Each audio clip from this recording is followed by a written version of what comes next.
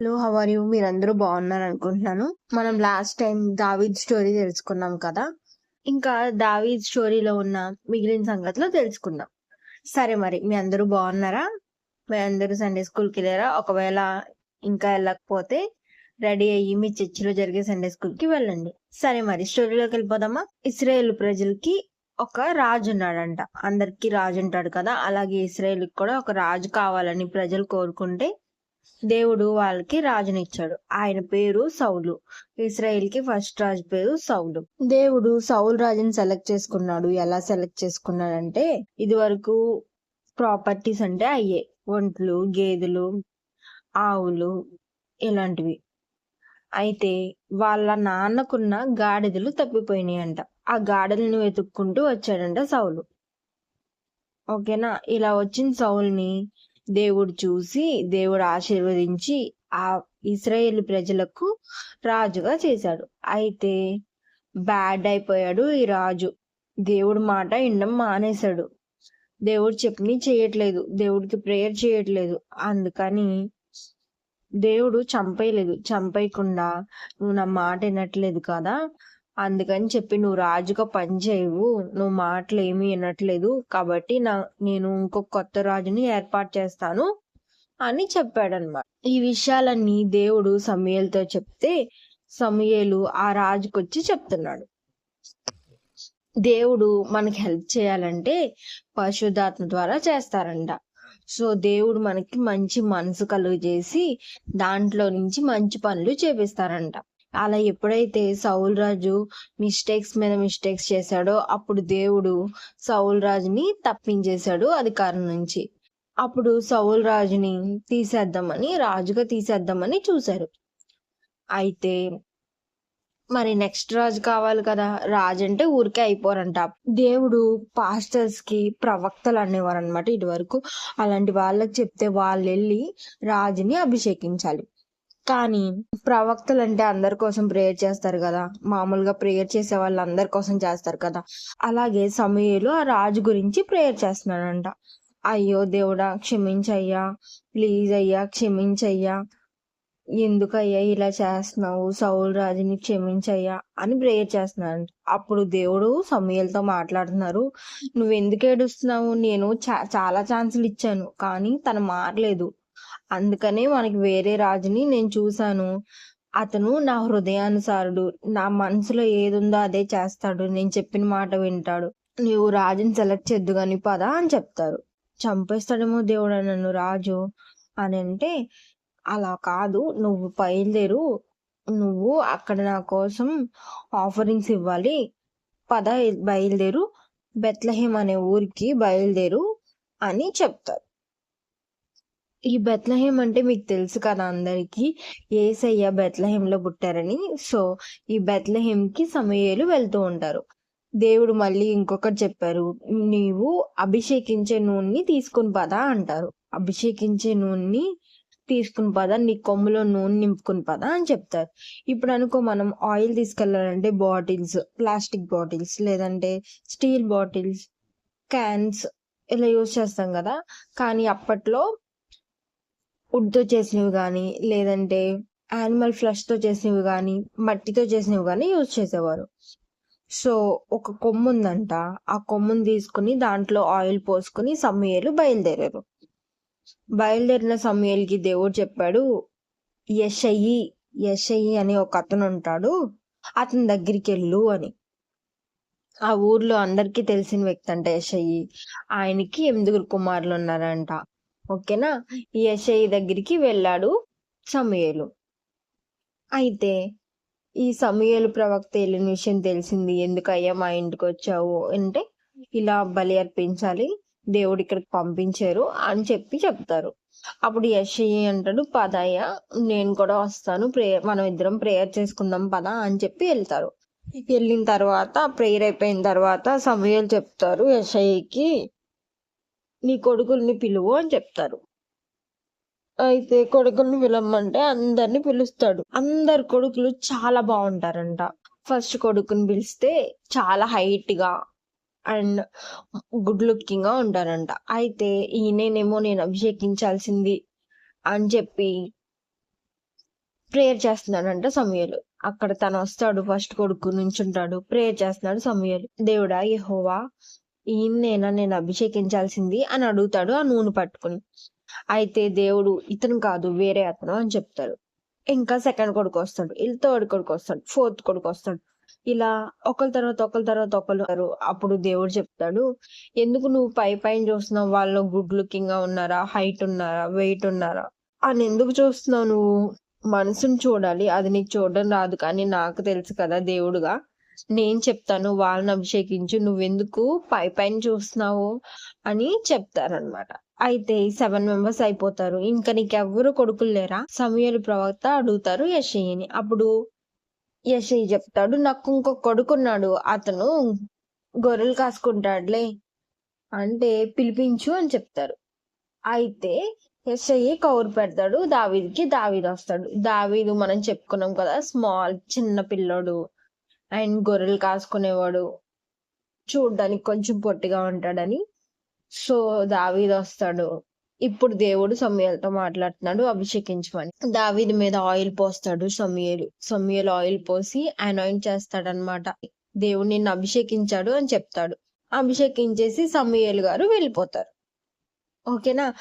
ఎప్పుడైతే దేవుని అభిషేకం, దేవుడు ఆయిల్, దేవుని ప్రేయర్ మనతో ఉంటుందో, దేవుడు మన మనసులో నుంచి గుడ్ థింగ్స్ చేయిస్తారనమాట. ఎవరికన్నా చెడు చేయాలని అనుకోమన్నమాట. సో అన్ని మంచి పనులు చేపించడానికి ట్రై చేస్తారు దేవుడు. సో ఇలా దేవుడు దావీదుని అభిషేకించారు. ఇలా దావీదుని అభిషేకించిన తర్వాత దావీదులోనికి హోలీ స్పిరిట్ వస్తుంది. అంటే దేవుని ఆత్మ దావీదులోనికి వస్తూ వెళ్తూ ఉంటుందంట. అయితే ఈ ఆత్మ ఇది వరకు ఎక్కడుందంటే సౌలు దగ్గర ఉందంట. సౌలు దగ్గర నుంచి వచ్చేసిందంట ఆత్మ. ఎందుకంటే సౌలు దేవుడి మాట వినట్లేదు కదా. దేవుడి దగ్గర నుంచి వచ్చిన గుడ్ బిహేవియర్, ఓకే, దేవుడి దగ్గర నుంచి వచ్చింది ఏదైనా సరే గుడ్ గా ఉంటుంది. సో ఇలాంటి మంచి మనసు దావీద్కి వచ్చిందంట. పద్దాక దావీద్ దగ్గరికి వస్తుందంట. అది సౌల్ని ఎప్పుడైతే దేవుని స్పిరిట్ విడిచి వెళ్ళిపోతుందో ఒక బ్యాడ్ స్పిరిట్ వచ్చి సౌల్లో ఉంటుందంట. ఇలా బ్యాడ్ స్పిరిట్ వస్తుందని అక్కడ ఉన్న రాజ్యంలో ఉన్న వాళ్ళకి తెలుసు. ఒక మంచి మనసు ఉన్న అతన్ని, ఒక మంచి మ్యూజిక్ చేసే అతన్ని పిలుచుకురండి, మ్యూజిక్ చేస్తే మనసు ప్రశాంతంగా ఉంటుంది, ఇలా బ్యాడ్ స్పిరిట్ పోతుంది అనుకుంటా అని చెప్పి ఆలోచిస్తారు. ఆలోచిస్తే ఎవరున్నారు అంత మంచి మ్యూజిక్ చేసేవాళ్ళు, ఎంత మంచిగా ఉండేవాళ్ళు ఎవరున్నారు అంటే అందరికి దావీదు గుర్తొస్తారంట. దావీదు చాలా బాగా వైలన్ యూజ్ చేస్తాడు, స్ప్రింగ్ ఇన్స్ట్రుమెంట్స్ అన్ని యూజ్ చేస్తాడు కదా. మనం దావీదుని పిలుద్దాము అంటే రాజు ఒక వార్తని పంపిస్తున్నారు యెషయికి, నీ కొడుకుని నా దగ్గరికి పంపించు పనిలోకి అని. సరే, ఇప్పుడు దావీదు వచ్చాడు. దావీదు ఎప్పుడు ప్రేయర్ చేస్తూనే ఉంటాడు కదా. దావీదు ప్రేయర్ చేసి స్ప్రింగ్ ఇన్స్ట్రుమెంట్ ఇలా మ్యూజిక్ చేస్తూ ఉన్నాడంట. అప్పుడు బ్యాడ్ స్పిరిట్ వెళ్ళిపోతుందంట. ఎప్పుడైతే దావీదు మ్యూజిక్ చేస్తున్నారో అప్పుడు బ్యాడ్ స్పిరిట్ వెళ్ళిపోతుందంట. దావీదు మ్యూజిక్ ఎవరు వింటారు? దేవుడు వింటారు. దేవుడి దగ్గర ఏ స్పిరిట్ ఉంటుంది? హోలీ స్పిరిట్ ఉంటుంది. సో హోలీ స్పిరిట్ వచ్చినప్పుడు బ్యాడ్ స్పిరిట్స్ ఏమి పనిచేయవు. అన్నిటికంటే పవర్ఫుల్ హోలీ స్పిరిట్ ఏనంట. సో ఇలా దావీదు రాజు గారి దగ్గరికి వచ్చాడు, సౌలు రాజు దగ్గరికి వచ్చాడు. వచ్చి మ్యూజిక్ చేస్తూ వెళ్ళిపోతూ ఉంటాడు.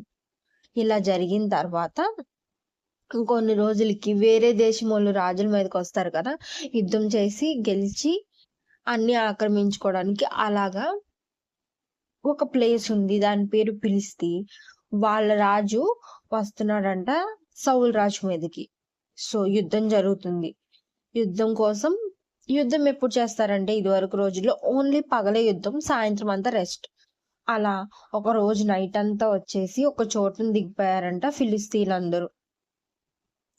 అలా దిగిపోయిన ఫిలిస్తీన్లు అందరికంటే బలమైన వాళ్ళని, అందరికంటే స్ట్రాంగ్ అయిన వాళ్ళని తెచ్చుకున్నారంట. మనందరికి తెలుసు అతని పేరే గొలియాతు. చాలా హైట్ ఉంటాడంట, 6 మూరల జాన్లు ఉంటాడంట. అంటే చాలా చాలా చాలా హైట్ ఉంటాడంట. చాలా పెద్ద కత్తి ఉందంట, చాలా పెద్ద హెల్మెట్ ఉందంట, బాడీ అంతా కవర్ చేసుకున్నాడంట. ఎలా అయితే సైనికులు ఉంటారో అలాగా కవర్ చేసుకున్నాడంట. ఒక మంచి సవాల్ విసురుతున్నాడు. ఒక మంచి ఛాలెంజ్ చేస్తున్నాడంట. మీ అందరూ వచ్చి యుద్ధం చేసి అందరూ చచ్చిపోక్కర్లేదు. మా వైపు నుంచి ఒక్క గొల్లియాతే వస్తాడు. మీ వైపు నుంచి ఎవరో ఒకళ్ళు రండి అని చెప్తున్నారంట. సో ఒక రోజు అయిపోయింది. అందరికి భయమేసిపోతుంది. ఎందుకంటే చాలా హైట్ ఉంటాడు. ఊరికనే చంపేస్తాడు. మనందరం ఓడిపోతాం కదా! ఏం చేయాలి అని తెలియట్లేదంట. అందరూ ఉన్నారంట. మళ్ళీ సెకండ్ డే వస్తున్నాడంట. వచ్చి మీరెవరైనా వస్తారా లేదా? మీరసలు వస్తారా లేదా? ఎందుకు రావట్లేదు? రాకపోతే మీరు ఓడిపోయినట్టే అని చెప్పేసి మళ్ళీ వెనక్కెళ్తున్నాడంట. మళ్ళీ తర్వాత రోజు వస్తున్నాడంట. ఇలా వస్తుంటే అక్కడ యుద్ధం చేసేవాళ్ళు దావీదు వాళ్ళ అన్నలున్నారంట. దావీదుకి అన్నలున్నారు కదా! ఆ అన్న వాళ్ళు ఉన్నారంట. ఆ అన్న వాళ్ళని చూసి రమ్మని దావీదు వాళ్ళ నాన్న దావీదుని పంపిస్తున్నారంట. సో దావీదుని పంపిస్తుంటే దావీదు చాలా ఫుడ్ తీసుకుని వెళ్ళాడంట. మంచిగా మటన్ కర్రీ, చికెన్ కర్రీ, ఇంకా చపాతీస్, రైస్ ఇలా ఇంకేం కావాలో ఆళ్ళ అన్నయ్య వాళ్ళకి ఫుడ్ అది కావాలేమో అని చెప్పేసి చాలా ఫుడ్ తీసుకుని వెళ్తున్నాడంట. దావీదు గాడిద మీద పెట్టుకుని. వెళ్ళాడు, వచ్చాడు. అసలేమైంది? అన్నలారా మీరు ఎలా ఉన్నారు? ఎలా ఉన్నారు అన్నయ్య? మీరు బాగున్నారా? నాన్న నన్ను పంపించారు అంటే వాళ్ళ అన్నయ్య అలా అంటున్నారు. అసలు నువ్వు ఎందుకొచ్చావు ఇక్కడికి? నీకేం కావాలి ఇక్కడ? నీకేం దొరుకుతదని వచ్చావు? మమ్మల్ని చూడడానికి నిన్నెందుకు పంపించారు? అని చెప్పి రివర్స్‌లో మాట్లాడుతున్నారంట. నేనేమన్నానన్నయ్య? నేను మామూలుగానే అడిగాను కదా! అని చెప్తున్నాడంట దావీదు. ఇలా జరిగిన తర్వాత మళ్ళీ అదే టైంకి గొలియాత్ వచ్చి పిలుస్తున్నాడంట. "మీన్ మీరు నా మీరు నరుసులతో సమానం. నేను మిమ్మల్ని కొట్టేస్తాను. చిన్న చీమలతో సమానం" అని చెప్పేసి చెప్తుంటే, ఎందుకు ఎవరు ఎళ్ళట్లేదు యుద్ధం చేయడానికి? ఎవరు ఎళ్ళట్లేదు. భయపడిపోతున్నారు. ఇప్పుడు మళ్ళీ వచ్చి సేమ్ అలాగే మీలో ఒకళ్ళని పంపించండి. నేనొస్తాను మా వైపు నుంచి. మా ఇద్దరికీ యుద్ధం జరుగుతది. ఎవరు గెలుస్తారో వాళ్ళదే రాజ్యం అని చెప్తాడు. అయితే ఎవరికెళ్ళడానికి అందరికి భయము. అలా అనగానే దావీదు ఒక విషయం అడుగుతున్నాడు. మరి రాజుగారు గిఫ్ట్ ఏమిస్తారు అతన్ని చంపితే అని. రాజుగారు ఏం గిఫ్ట్ ఇస్తాడు? ఇలా దేవుని పిల్లల్ని ఇతను తిడుతున్నాడు కదా! అయినా సరే మీరందరూ ఎందుకెళ్ళట్లేదు అని అడుగుతున్నాడు. తర్వాత మరి రాజుగారు ఏం గిఫ్ట్ ఇస్తారు? ఇంత పెద్ద యుద్ధం గెలిస్తే రాజుగారు ఏం గిఫ్ట్ ఇస్తారు? అంటే రాజుగారు ఒక గిఫ్ట్ ఇస్తానన్నారంట. ఆ గిఫ్ట్ గురించి నెక్స్ట్ వీక్ చెప్పుకుందాం. అయితే అంటే చెప్తున్నాడంట, "మీరు గుడ్డోలు, మీరు కుంటోలు, మీకసలేం తెలీదు. మీరు రారా?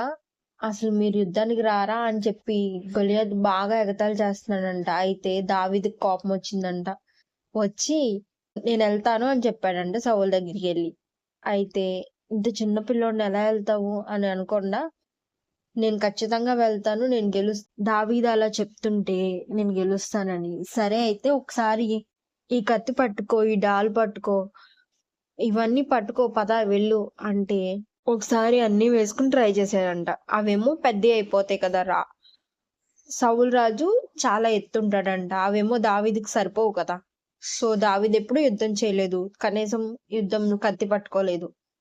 సో ఏం చేయాలంటే అప్పుడు దావీదన్నాడు, "నాకు ఇవన్నీ తెలీదు. నేను ఇవన్నీ ఏసుకోను" అని చెప్పి ప్రేయర్ చేసి కొన్ని రాళ్ళు తీశాడంట. ఎవరైనా కొంగలు కొట్టేవాళ్ళు, లేదంటే గేదెలు కాసేవాళ్ళు వీళ్ళ దగ్గర కర్రలుంటాయి. నార్మల్ కర్రలుంటాయి. అండ్ ఆల్సో దూరంగా ఉన్న యానిమల్స్‌ని కొట్టడానికి వడిసెల లాంటిది ఉంటదన్నమాట. సో లైక్ క్యాట్ బాల్ లాగా. అన్ని గట్టిగా ఇసిరితే రాయి పెట్టి, ఆ రాయి ఎళ్లి మనం గురి పెట్టి కొడితే ఆ రాయి ఎళ్లి తగులుతది వాటికి, యానిమల్స్‌కి. అండ్ ఆ యానిమల్స్ పారిపోతాయి లేదంటే చనిపోతాయి. సో అవి బాగా ప్రాక్టీస్ చేశాడంట దావీదు. ఎందుకు ప్రాక్టీస్ చేశాడంటే తన దగ్గర ఉన్న గొర్రెల్ని కాపాడుకోవడానికి. సో అదే సేమ్ టెక్నిక్ యూజ్ చేద్దామని ట్రై చేశాడు. సో ఒకటి కాదు, ఓన్లీ ఒక్కసారే చంపేస్తానని ఓవర్ కాన్ఫిడెన్స్‌గా లేడు గానీ, నెలైనా కొట్టగలనని తెలిసి చాలా రాళ్ళు ఉంటే మంచిగా వెళ్ళే రాళ్ళు, ఎక్కువ దూరం వెళ్ళే రాళ్ళు, గట్టిగా తగిలే రాళ్ళు అని సెలెక్ట్ చేసుకున్నాడంట దావీదు. సెలెక్ట్ చేసుకొని, పిక్ చేసుకొని జోబులో వేసుకున్నాడంట. పాకెట్‌లో వేసుకున్నాడంట. ఇప్పుడు నేనుగా వచ్చి గెలవలేను, కానీ నా దేవుడు నన్ను గెలిపిస్తాడు. నువ్వు మా అందరిని అనడానికి నువ్వెవరివి? మేము దేవుని బిడ్డలం. మాకు దేవుడు తోడుగా ఉన్నాడు. అసలు దేవుని బిడ్డలు అనడానికి నువ్వెవరివి? దేవుడు మాకు విజయాన్ని ఇస్తాడు అని చెప్పి దావీదు ప్రేయర్ చేసుకుని వెళ్ళి వడిసెలు తీసుకుని రాళ్ళు పెట్టి కొట్టాడంట. ఆ రాయి కరెక్ట్ గా ఫోర్ హెడ్ మీద తగిలిందంట. గొలియాతు వెనక్కి పడిపోయాడు. ఇలా వెనక్కి పడిపోయిన గొలియాత్ని తన కత్తి తీసుకుని గొలియాత్ని చంపాడంట దావీదు. సో ఇది దావీదు గొలియాత్ స్టోరీ. మీరేమన్నా కొత్త విషయం నేర్చుకున్నారా? ఇంకా క్లారిటీగా కావాలంటే మీ ఇంట్లో ఉండే పెద్దవాళ్ళని ఎక్కువ స్టోరీ చెప్పమని అడగండి. సరేనా? మరి ఈ రోజుకి ఈ స్టోరీ చాలు. నెక్స్ట్ మళ్ళీ దావీద్ స్టోరీని కంటిన్యూ చేద్దాం. సరే, మరి మీరు దావీద్ రాసిన కీర్తనల్ని చదువుతారా? సో దావీద్ రాసిన కీర్తనలు చాలా చాలా బాగుంటాయి. అందరూ బై హార్ట్ చేస్తారనమాట. మీరు కూడా బై హార్ట్ చేసి ట్రై చేయండి. సరేనా? మీరు సండే స్కూల్కి వెళ్ళండి, అలాగే ప్రేయర్కి కూడా వెళ్ళండి. బాయ్.